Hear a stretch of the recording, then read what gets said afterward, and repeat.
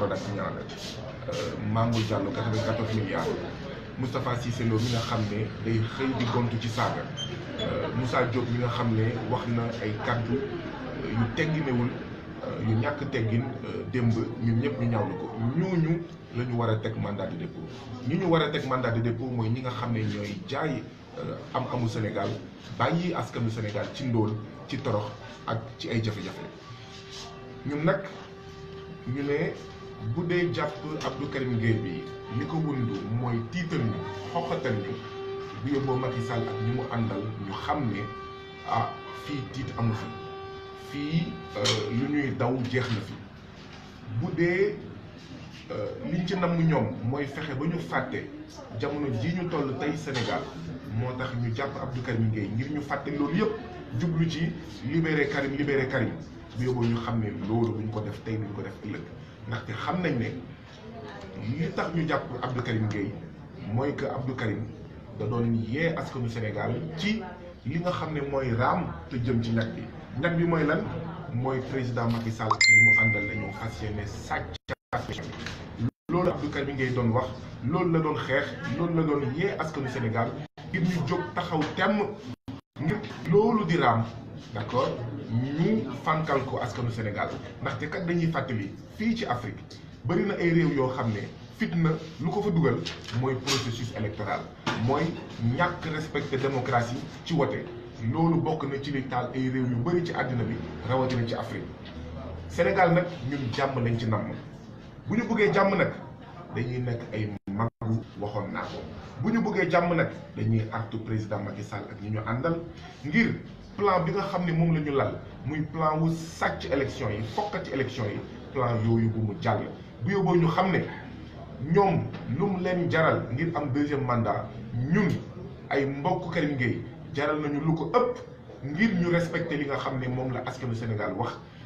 24 février bii passé moo tax ñu ngi woo askanu Sénégal yëpp altine 8h ci suba ñun ñëpp dañu jublu tribunal bu Dakar ngir taxaw temm ànd ak suñu mbokk suñu xarit suñu frère ki nga xam ne moom mooy Abdou Karim Gueye di nag wax ñi nga xam ne ñoo ko nar a àtte ñun xam nañ ne yoon dafa jéng ñun xam nañ ne Sénégal li fiy daw juróom-ñaari at kumba am ndey ak kumba amul ndey la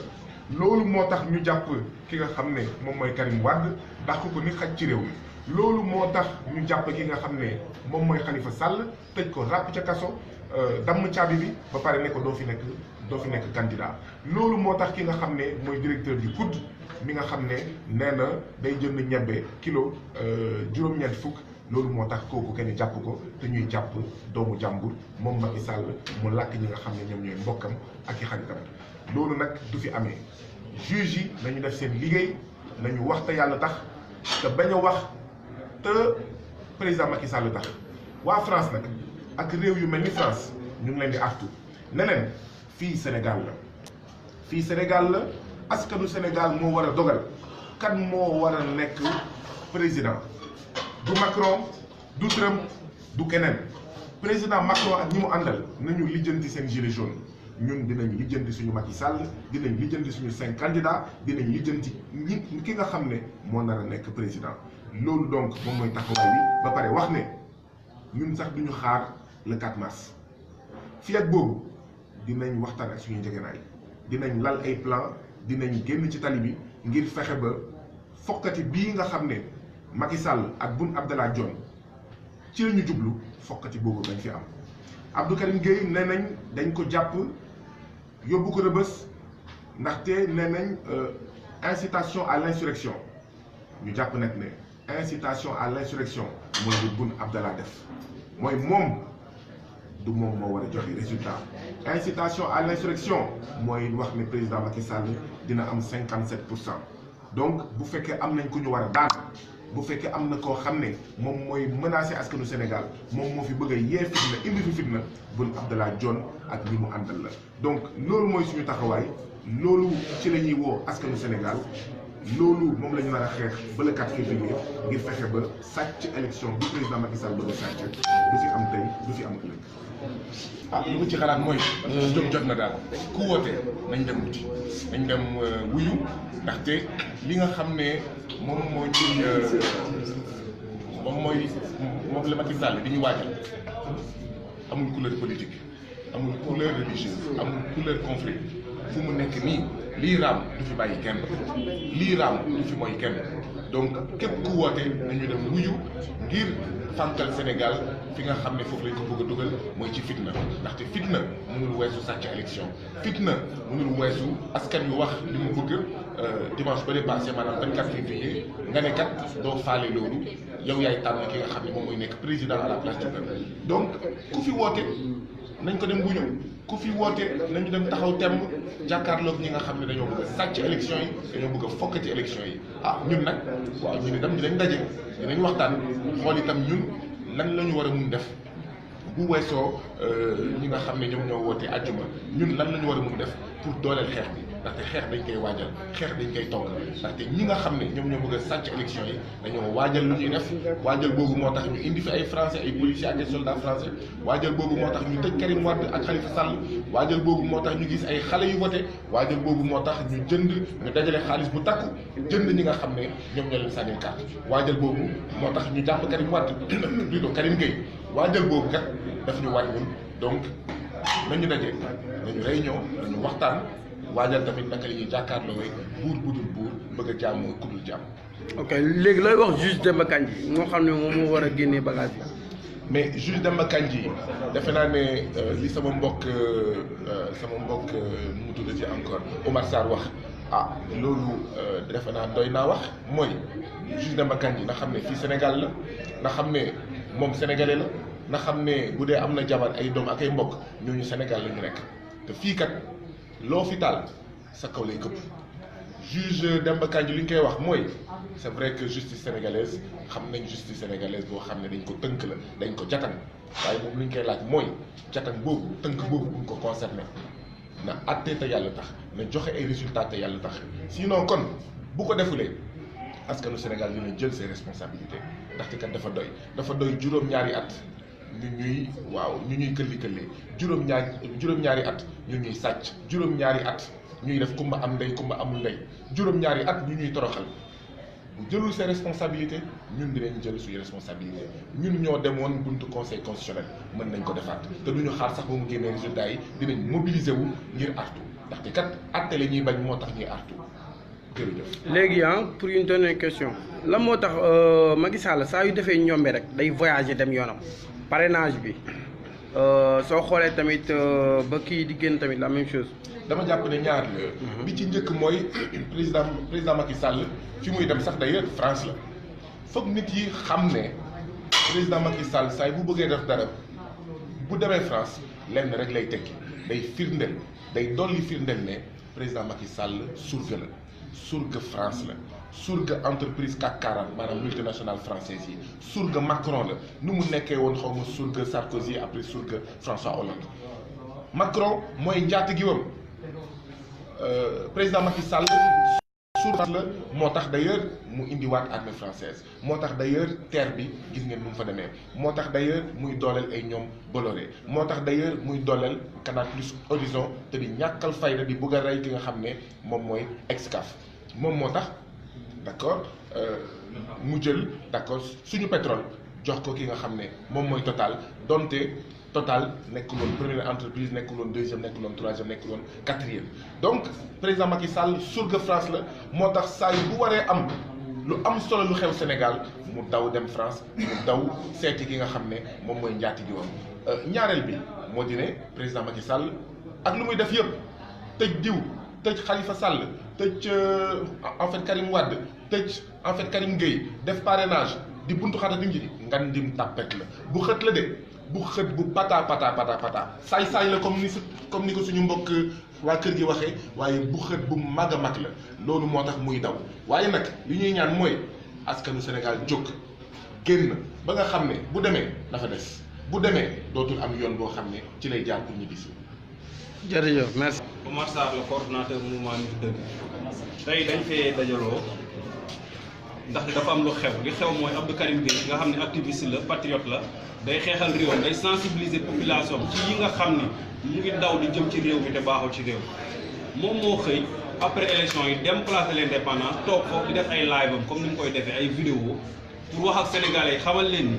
suñu élection yi de ñun ñëpp jóge nañ suñu dëkk yi dem fële kii dem fële ñëpp voté mais voté bi ñu voté yëpp dafa mel ni narul am njëriñ parce que Macky Sall dafa bëgg a sàcc élection yi ni premier tour la gagné alors que c'est pas vrai loolu la doon waxi ci vidéo bi mu doon def ci Facebook moom kese police fekk ko fa jàpp ko ni ko non yow da ngay xëttal nit ñi da ngay woon nit ñi ci insurrection ci ay fitna vous voyez léegi nag ñu ni jàpp nañ ko yóbbu nañ ko Rebeuss nee nañ le 4 mars lañ koy jugé ñu ni Sénégalais yëpp le 4 mars nañ ñëw soutenir Abdou Karim Gueye ñu libéré ko ci jàmm ak salaam mais dañuy wax ni ki nga xam ni moom moo mérité woon ki nga xam ni moom moo mérité woon ñu jàpp ko tëj kaso mooy Boun Abdallah Dionne moom mi nga xam ni nit ñaa ngi voté ñu ngi compté pareeguñu moom mu ni gagné naa 57 pour cent kooku mooy woo nit ñi ci fitna kooku moo bëgg a taal réew ki bëgg a taal réew mooy maître Moussa Diop mi jékki-jékki ni non dafa bëgg a jël ay caterpillar dem xolli Ila Touba bi yóbbu ko def ko Ila Fouta te loolu mooy politique bi nga xam ne moom la Macky Sall di mëne Macky Sall politique bi muy teg mooy day jël benn xeet teg ko ci beneen xeet ñëw jëlaat benn tarixa tegaat ko ci benn tarixa te loolu mooy taal réew donc Macky Sall il est même le pion du blanc bi nga xam ne dafa ñëw pour defal tubaab bi li mu bëgg parce que France li mu bëgg mooy Sénégal tàkk mu puiser suñu pétrole yi léegi nag ñun dinañ ñu ko comme moom amul kilifa bu ko ñaan mu bañ ñun nag dinañ ñëw doon kilifam ñun peuple sénégalais parce que peuple bi mooy souverain te mooy masa doon souverain yàgg nay sàcc suñu élection depuis législative yi jaarale ko ci local yi parrainage bi gis nañ ni mu demee mu ñëw ci élection présidentielle yi nga xam ne 5 ans yii di ñëw ci la ñu war a exporter suñu pétrole bi mu ni moom par force moo ñuy jiite te ñun xam nañ ni moom France la nekkal ci réew mi suñu jiitee suñu pétrole bi day jël benn xaaj bi jox ko France beneen xaaj bi mu jox ko rakkam ji di Aliou Sall ci 5 ans yi di ñëw loolu mooy taal réew mi duñ ko nangu tey duñ ko nangu ëllëg kon dañuy wax ne avant 4 mars xeex bi day door parce que vendredi la ñu war a génne résultats yi dinañ wax magistrat yi ni leen vous avez les responsabilités entre vos deux responsabilité jël leen ko ba mu mat sëkk bu leen nangu Macky Sall di leen manipuler ngeen jàng am xam-xam ñu teg leen fi ñu leen teg ngeen war a nekk patriote pour doxal dëgg ci seen réew Macky Sall di leen manipuler ba nar a jaar si yéen pour taal réew mi. élection yi 2e tour la jëm Macky Sall mu ngi leen di jéem a corrompre di leen jéem a imposer pour ngeen proclamer premier tour loolu mooy taal réew mi te war ngeen éviter taal réew mi ndax su boobaa seen i sëtaat sax suñu ñëwee dinañ leen di seen papa corrompu la woon seen i maam ay corrompu lañu woon ci ñoom la Macky Sall jaaroon pour taal réew te loolu nag nañ ko bàyyi xel. c'est le même cas pour les généraux pour les capitaines pour les policiers pour les gendarmes may leen Macky Sall doole bi muy wax ne am na ko yéen la ko yaakaar. te yéen doole ji ngeen yor ñu population bi ñoo leen ko jox ñoo leen di fay salaire ñoo leen di jox tenue yi ngeen di sol ñun ñoo leen di jox arme yi ngeen yor bu leen ko utiliser contre nous ñu leen di jaajëf. On est là, Urgence panafricaniste est là pour soutenir le frère Abdou Karim Gueye avec Nittu Dëgg et avec France Dégage en général parce que nous trouvons que déjà l'arrestation est arbitraire. L'arrestation en aucun cas ne peut résulter d'aucun acte juridique parce qu'il n'est pas interdit d'être individuellement à la place de l'indépendance pour faire un live. Ce n'est interdit par aucun article, au contraire, c'est autorisé par la Constitution qui donne à Abdou Karim Gueye le droit déjà le droit de réunion, qu'on ne nous accepte même pas à la place de l'indépendance, mais seulement le droit d'expression. C'est son droit le plus absolu. Alors, ce droit lui a été refusé, il a été arrêté de manière arbitraire, et d'après les informations qu'on a reçues émanant même de lui-même, des Français ont participé à son arrestation, ce qui est inadmissible, ce qui est incompréhensible au XXIe siècle dans un pays comme le Sénégal. Dans un pays qui, en principe, est censé être indépendant depuis 1960, c'est inadmissible, c'est incompréhensible. En plus de cela, le contexte, il faut qu'on le rappelle. On est dans un contexte électoral qui fait que dans un pays comme le Sénégal, pour la première fois, on assiste à un forcing. On assiste à une volonté émanant du pouvoir exécutif de confiscation du pouvoir. Ce que le peuple sénégalais n'acceptera en aucun cas. Un recul démocratique a été constaté, un recul démocratique important, que ce soit par rapport à la liberté d'expression qui est bafouée, mais on constate de plus en plus la volonté d'intimidation du gouvernement. C'est-à-dire qu'il suffit juste de ne pas être avec le gouvernement pour avoir des problèmes. Toute la jeunesse a intimidé,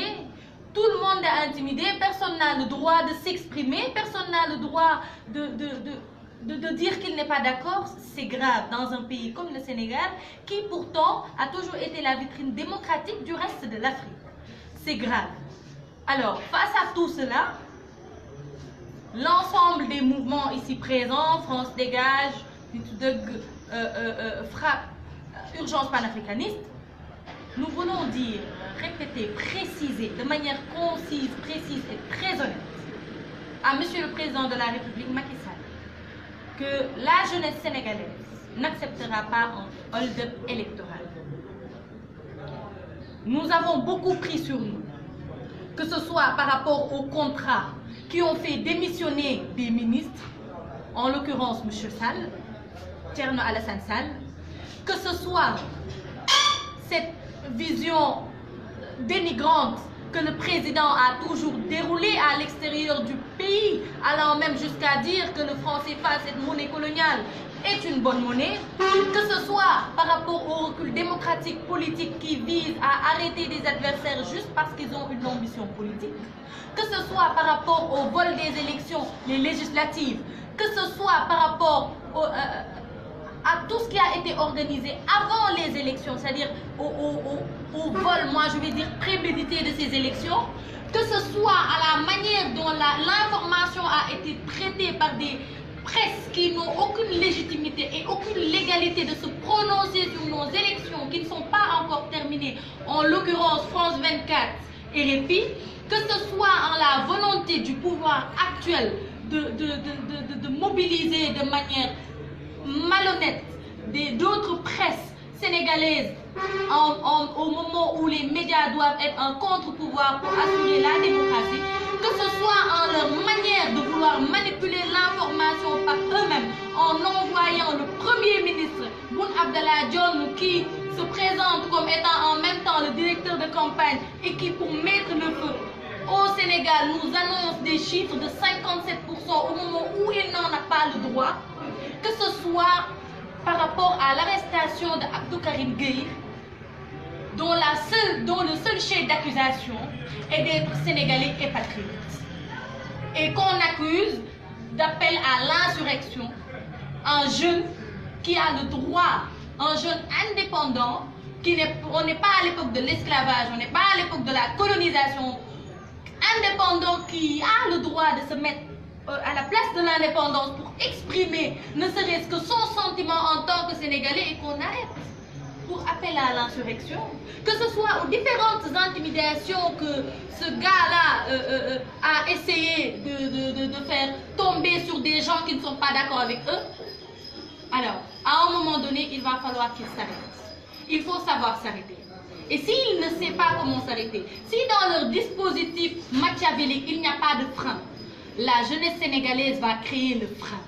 Et la jeunesse sénégalaise va les aider à s'arrêter. La jeunesse sénégalaise va les freiner. On a averti, réaverti, on a préparé, on a pris sur nous, on a laissé tomber. Mais à un moment donné, il va falloir qu'on arrête ces gens-là. Et à cette jeunesse sénégalaise, trop c'est trop. On a attendu, on a pris sur nous, on a été attaqué. Beaucoup de choses se sont passées dans ce pays. On a laissé faire. À un moment donné, en fait, il y a une phrase qui dit que Gorken de Kotoko. Là, on est on est dos au mur. Si on ne fait pas face à notre ennemi qui est unique, il n'y a pas 2-3 ennemis au peuple sénégalais, c'est le système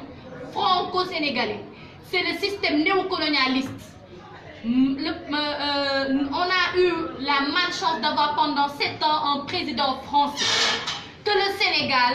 se prépare à avoir un président sénégalais. Maintenant, c'est à la jeunesse sénégalaise de voir s'ils sont prêts encore pendant 5 ans à avoir un président français qui va s'occuper des intérêts français. Norbert Zongo disait que le voleur qui nous vole a raison. C'est nous qui avons tort de lui.